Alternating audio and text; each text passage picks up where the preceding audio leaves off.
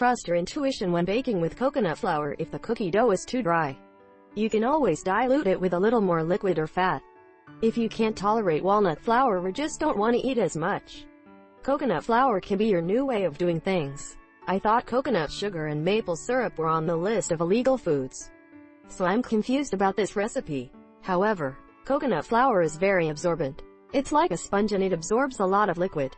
For those who avoid chocolate, there are other options: dried fruits like raisins, unsweetened coconut flakes, or carob chips. Most grain-free bakery recipes use nut flours such as almonds to replace traditional wheat flour or gluten-free flours such as rice. Coconut flour is my favorite nut-free and cereal-free baked goods. Frozen dumplings are frozen for 30 minutes on a cookie sheet, then transferred to an airtight container and kept permanently frozen to make a hot, fresh cookie. When I got to the actual recipe, I was sure I had no problem. And then bam! Eggs. I was very surprised that you didn't mention it on top of the recipe, or that you didn't mention the alternatives, because eggs are so high on the list of allergens for many people.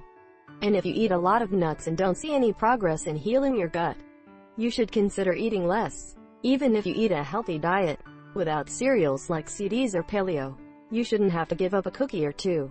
That's why coconut flour has earned a reputation for being difficult to process and dry. I've never used it before, but I guess coconut flour is super absorbent. I have a problem with coconut, both with the flour and the fat. Probably a FODMAP problem.